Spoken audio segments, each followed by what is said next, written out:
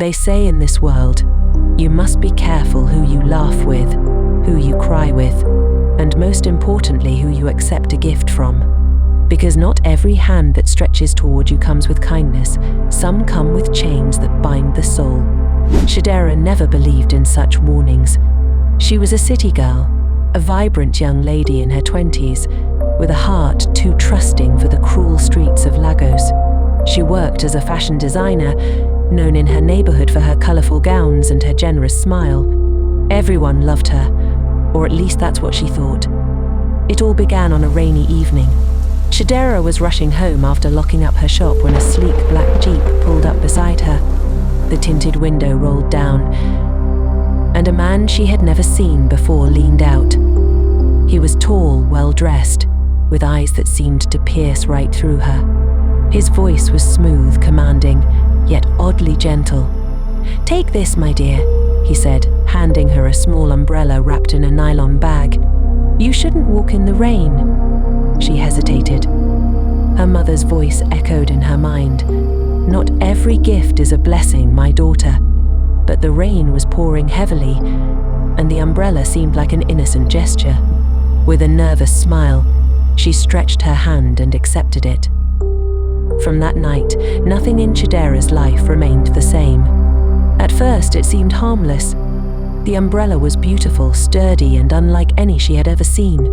Each time she carried it, strangers in the street stared at her, as though she was carrying something unusual. But she brushed it off, telling herself it was just admiration. Then the dreams started. Dark dreams.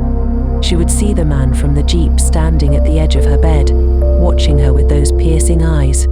Sometimes she heard voices chanting in languages she didn't understand. Sometimes she felt hands touching her, cold as ice. She would wake up drenched in sweat, trembling, yet unable to tell anyone.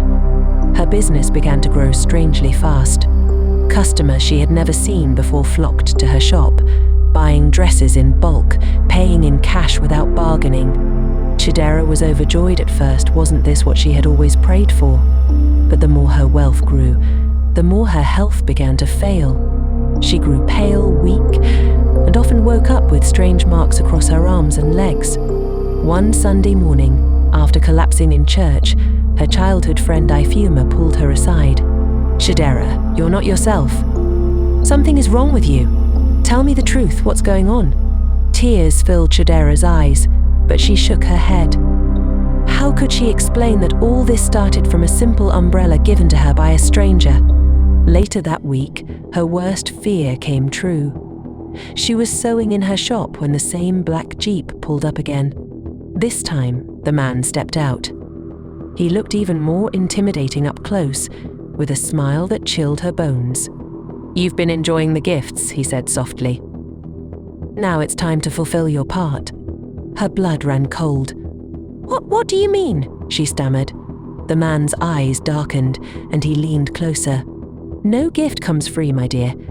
Everything has a price, and your time is running out." That night, Chidera couldn't sleep. She sat clutching the umbrella, her hands shaking. Her mother's warning returned louder than ever. Not everyone you accept a gift from is a friend. But now it was too late. The stranger had marked her, and the countdown had begun. Chidera tried to pretend everything was normal, but deep down, fear gripped her every step. The man had returned, and his words haunted her. She avoided walking alone, avoided late nights, but it didn't matter. Everywhere she turned, she felt eyes on her. One evening, as she closed her shop, Ifeoma came to walk her home. Along the way, Chidera finally broke down. With trembling lips, she told her everything: the black Jeep, the umbrella, the strange dreams, the sudden wealth, and the man's chilling warning. Ifeoma's eyes widened. "Chidera, you mean you accepted a gift from a stranger without asking questions? Don't you know Lagos is full of ritualists?" "I thought it was just an umbrella," Chidera whispered. "How could I have known?" Ifeoma grabbed her hand. "We must do something fast. Let's go and see Pastor Jude tomorrow. He will pray for you." But before morning came, the stranger struck again. That night, Chidera woke up to a loud banging on her window. When she looked outside, there was no one, only the umbrella leaning against the glass, glowing faintly in the darkness. She screamed and fainted. By the time Ifeoma rushed in, the umbrella had returned to its usual state. The next day, they went to Pastor Jude. The pastor listened carefully, then laid his hands on Chidera's head. He prayed for hours, sweating profusely, until his voice cracked. When he finally stopped, his face was pale. "This is no ordinary gift," he said in a low tone. "This man has tied your destiny to his altar. That umbrella is a covenant. As long as you keep it, his power over you remains." Chidera gasped. "Then I will burn it." "No," Pastor Jude snapped quickly. "If you destroy it without breaking the covenant, the spirits will destroy you. We must prepare a deliverance fast." But the ritualist was one step ahead. That same evening, Chidera returned home to find her room filled with red feathers, strange symbols on her mirror, and a note pinned to her wall. "You cannot run. You cannot hide. The price is your soul." Chidera collapsed on the floor weeping. She wanted to tell her mother, but Mama Shinya was a fragile woman with high blood pressure. If she heard such a thing, it could kill her. So Chidera carried the burden alone, with Ifeoma as her only confidant. Days turned into weeks, and the pressure grew. Customers still flooded her shop, but she no longer found joy in their money. Each night, the ritualist appeared in her dreams, sometimes offering her gold, other times threatening her life. And always, the umbrella stood by her bedside, untouched yet immovable, as though glued to her existence. Finally, the man appeared again, this time in broad daylight. He entered her shop casually, smiling like an old friend. The other customers stepped aside, as if under a spell, their faces blank and unbothered. "Your time is almost up," he said, placing a black box on her table. "Open it tonight. Inside is your final instruction. Fail me, and you will see what suffering truly means." Chidera stared at the box, her hands shaking. The man turned and walked away, his footsteps echoing unnaturally long after he was gone. When she dared to open the box later, she almost screamed. Inside was a piece of white cloth stained with blood, a small clay pot filled with ashes, and a note that read, "Bring a life. Only then will you be free." Chidera's world shattered. She stumbled backward, clutching her chest. "A life? They want me to kill someone." Her mind spun wildly. Who could she sacrifice? Ifeoma, who had stood by her. Her mother, who loved her dearly. A stranger on the street. Every option sickened her. That night she lay awake, the box beside her, tears running down her face. She wished she could go back to that rainy evening and refuse the umbrella. But it was too late. Now she had to choose. Chidera sat in her room, staring at the blood-stained cloth and the clay pot, her heart thundering like a drum. The words on the note echoed in her head over and over again. "Bring a life." For days she couldn't eat, couldn't sleep, couldn't think. Ifeoma noticed her decline and pressed her for the truth. Finally, Chidera showed her the box. Ifeoma gasped in horror, covering her mouth with both hands. "Jesus Christ, Chidera, this is madness. You cannot even think of obeying this. But if I refuse," Chidera whispered, her voice cracking, "he will kill me. Or worse." Ifeoma clenched her fists. "No, we will fight back. You don't need his money, his customers, or his cursed gifts. We will go for deliverance again. A stronger one.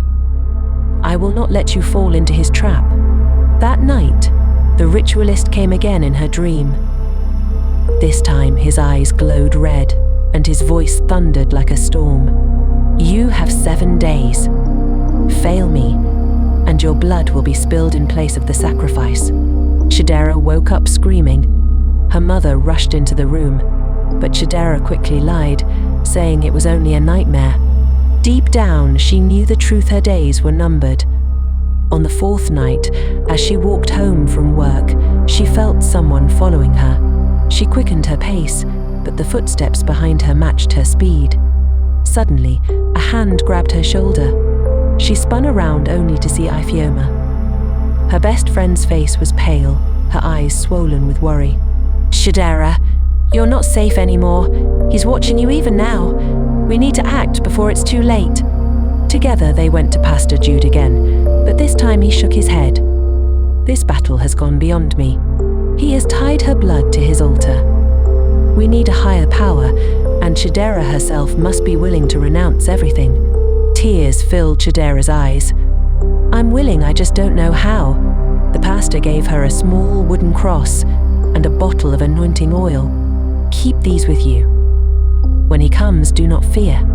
Call on the name above every name." But calling was easier said than done. On the sixth night, the ritualist appeared not in her dreams but in her room. Chidera woke to find him standing at the foot of her bed, his black clothes blending with the darkness, his smile sharp as a blade. "You have one day left," he said softly. "Choose someone, or I will choose for you." His eyes shifted toward her mother's room. Chidera froze, terror gripping her chest. "No." "Leave my mother out of this." He leaned closer, his breath cold against her face. "Then decide quickly. Tomorrow the moon will be full, and the covenant must be sealed." When he vanished, Chidera collapsed to the floor, sobbing uncontrollably. Ifeoma rushed in and found her shaking like a leaf. Together they made a desperate plan. The next night, instead of running, Chidera went to the ritualist's meeting place, the abandoned warehouse on the outskirts of the city. She carried the cursed umbrella, the black box, and the wooden cross tucked into her palm. He was waiting for her. Candles flickered around him, and strange symbols covered the floor. His followers stood in a circle, chanting softly. "Good girl," he said with a grin. "Now who will it be? Your mother? Your friend? Or perhaps a stranger from the street? Bring the blood, and you will be free." Chidera's heart pounded, but she took a step forward. "I choose no one." His smile faded. "What did you say?" "I said," she shouted, holding up the cross, "I will not give you any life. You gave me this umbrella, but I return it now. Take it back to your darkness. I reject it." The ritualist's eyes blazed. The candles flickered violently, and the air grew heavy. He lunged at her, his voice a roar of thunder. "You dare defy me?" In that moment, Chidera dropped to her knees and screamed with all her strength, "Jesus!" The warehouse shook. The umbrella burst into flames in her hands, crumbling into ashes. The ritualist shrieked, clawing at his skin as his followers scattered in terror. Smoke rose from his body, his form twisting, burning, until with one final scream he vanished into the air. The room fell silent. The ashes of the umbrella lay at Chidera's feet. Ifeoma, who had hidden near the entrance, ran to her, hugging her tightly. "You did it, Chidera. You broke the covenant." Chidera wept in her arms, trembling but free at last. From that day, her life returned to normal. The strange customers disappeared, her wealth shrank, but she didn't care. She had her life, her freedom and her soul, and she learned a lesson she would never forget. In this world, not every gift is a blessing. Some gifts are traps, and not everyone who stretches out a hand to you comes with love. Sometimes they come with chains.